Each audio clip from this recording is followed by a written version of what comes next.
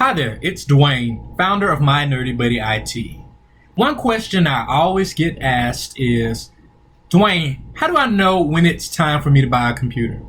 Well, let's get started. First off, check out my website, www.mynerdybuddy.com. Also, I'll be posting weekly videos on this YouTube channel, so be sure to subscribe and leave comments below. So let's get started. So when shopping for a computer, there are pretty much two main points you can jot down to know if you really need to buy a computer. And one is, if your computer, when you turn it on, says Windows XP, I don't care how great it's running, I don't care how much you like that computer, it's time to go shopping for another computer. So when you power your computer on and it says Microsoft Windows XP, that computer is a security risk. You don't need to be using that computer because Microsoft no longer supports Windows XP, and software providers and hardware providers don't support that computer either. The second point is, does that computer do what you need it to do? And there's a little point to the second point, so I guess it's 3 points. Also, did you pay less than $400 for that computer? So if the computer's not doing what you need it to do, no matter what the age of it is, and you paid less than $400 for it, chances are you need to go ahead and start shopping for a new computer. And nothing is wrong with a computer in the $400 price range or below. But you always want to purchase a computer or a device that's going to do what you need it to do. Doesn't matter how new or old it is. If it's not working for you, it's not working for you. And at the $400 price point, there's no point of you trying to get someone to upgrade that computer by putting in more RAM or a bigger hard drive. So that's it. So the two tests for checking to see if you need a new computer are, if it's running Windows XP, that's a wrap. Go ahead and look for a new one. And does the computer do what you need it to do? And if the answer is no, did you pay less than $400 for that computer? And the answer is yes to that, time to go shopping. So people always ask, what type of computer or what type of specifications do I need to look for in a computer? And most people like laptops now, so I'm going to focus particularly on laptops, but these principles go for desktops as well. So I always tell people these 3 things. And if you've made it to this point in this video, these 3 points that I'm going to tell you pretty much summarizes what you need to do when you're getting ready to purchase a new computer, or what you need to look for. 1, you want to purchase the most RAM that you can afford, and that's RAM. Okay? So RAM is also referred to as memory. So purchase a computer with the most memory or RAM that you can afford.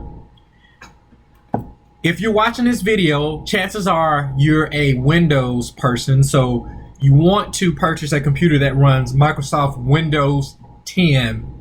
Windows 7 is okay, but it'll be phased out in a couple of years, maybe several years. But to future-proof yourself, you want to make sure you purchase a computer that runs Microsoft Windows 10. So the most RAM you can afford, runs Windows 10. And the third thing you need to look for is hard drive space. Purchase a computer with the largest hard drive you can afford. So what are the minimum specifications that I recommend for people? I always tell everyone, try your best to find a computer that has at least 6 GB or 6 gigabytes of RAM. And again, RAM is memory, and you want to buy the most RAM that you can afford. And I'm looking at these ads here on Best Buy's website, and the first computer that I see only has 4 gigabytes of RAM, and it's a Windows-based computer. And how do I know that? It's because I can see the Windows background right there on the computer. I don't know if you can make it out on your screen, but My background looks the same way. I just pretty much like that background. So that's not going to be a good choice for most people. The other choice that I recommend to people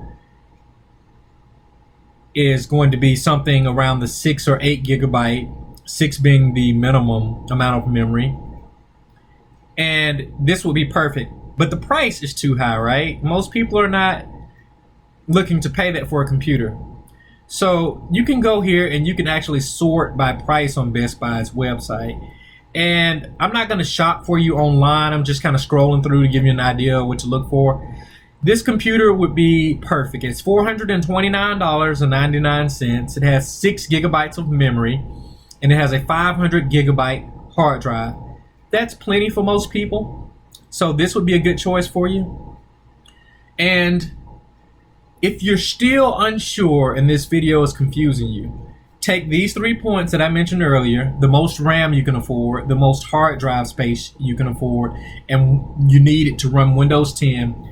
Take those 3 points with you, go to Best Buy, and they'll be more than happy to help you. Now, I'm not just endorsing Best Buy. You can go into Walmart, but from my personal experience, Walmart generally doesn't have dedicated sales or support people for their electronics department. So the person you speak with about tips on how to purchase your computer may or may not be able to help you. So if you're really not sure what you're looking for, you just need that extra hand, Best Buy is a good choice for you.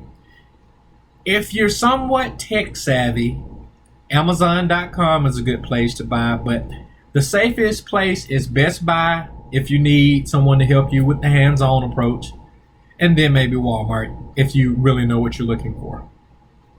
The other thing I'd like to mention is when most people buy a computer, they're surprised that laptops and even some desktops no longer come with CD-ROMs or DVD drives on them. And the device I'm using right now to record this video doesn't have one. But you can purchase external DVD or CDR writers. They're between $25 to $40. Don't get crazy on the cost of purchasing that, but that's pretty much it. I'm going to go ahead and summarize the video for everyone. You need a new computer if your computer is running Windows XP. Go ahead, buy another one. If you have a computer that you paid less than $400 for and it is not working well for what you need it to do, go ahead and purchase another computer. And wrapping it up, you want to make sure you purchase a computer with the most RAM and hard drive space that you can afford. You want a minimum of 6 GB or 6 gigabytes of RAM or 6 gigabytes of memory. RAM and memory are the same thing. And you want to make certain that it runs Microsoft Windows 10. Again, this has been Dwayne. Thank you. Many, many blessings. Be sure to check us out at www.mynerdybuddy.com. Again, thank you and have a great day.